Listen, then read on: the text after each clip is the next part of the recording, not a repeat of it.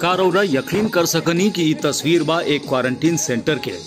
आउ तेज म्यूजिक पर एरोबिक्स आउ योग करत ई लोग प्रवासी मजदूर बाड़न जा। एक बार की यकीन ना हुई मगर ई सच बा। रोहतास जिला के तिलौथू प्रखंड में मध्य विद्यालय पतलुका एक ऐसन क्वारंटीन सेंटर बा जहां ठहरल दूसर राज्य से लौटल प्रवासी मजदूर लोग के स्वस्थ रहे आउ तनाव दूर करे खातिर सुबह सुबह योग करावल जाला। विद्यालय के प्रिंसिपल अनिल कुमार सिंह बतौलन कि मजदूर लोग के कोरोना जैसन बीमारी से दूर रहे और स्वस्थ रखे के मकसद से हर दिन सुबह योग करावल जाला। यहाँ के इंतजाम से मजदूर लोग भी काफी खुश बाड़न।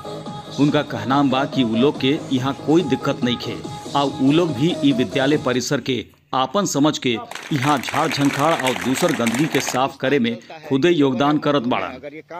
ई क्वारंटीन सेंटर पर कुल 82 लोग राखल गईल बाड़न और सब लोग मिल के मिसाल पेश करत बाड़न। एकर उलट दूसर क्वारंटीन सेंटर सबसे लगातार निगेटिव रिपोर्ट आ रहल बा। कहीं लोकल लोग से लड़ाई झगड़ा के तस्वीर आवत बा तो कई एक जगह पर जरूरी सुविधा के अभाव में लोग नारेबाजी और सड़क जाम करत दिखत बाड़न। रोहतास जिला के नोखा नगर पंचायत में थाना से सटल वार्ड नंबर 9 स्थित बुद्धन चौधरी स्मारक उच्च विद्यालय में बनल क्वारंटीन सेंटर में नगर पंचायत के जेई अंकुर गगन पर प्रवासी मजदूर लोग गुंडई के आरोप लगैले बाड़। उन लोग के मुताबिक अंकुर गगन के सामने जब वो लोग आपन समस्या सुनावे लगलन तो वो समस्या सुलझावे के बजाय लाठी बरसावल शुरू कर देलन।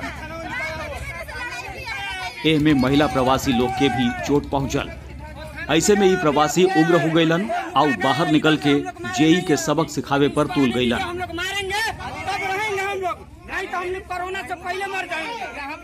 बाद में थानाध्यक्ष नरोत्तम चंद्र पुलिस बल के साथ पहुंचलन और प्रवासी लोग के नाश्ता करावे के इंतजाम के साथ हालात पर काबू पावल गई। जेई अंकुर गगन आपन कार्यशैली के लेके अक्सर विवाद में रहलन। जरूरत बा ऐसन लोग के उनकर जिम्मेदारी समझावे और सीमा तय करे के, साथ ही पतलुका मध्य विद्यालय जैसन मिसाल पेश करे के, जैसे कि क्वारंटीन सेंटर के नाम से लोग डरस ना बल्कि वही जा ज्यादा से ज्यादा समय तक रहे खातिर खुद तैयार हो जास।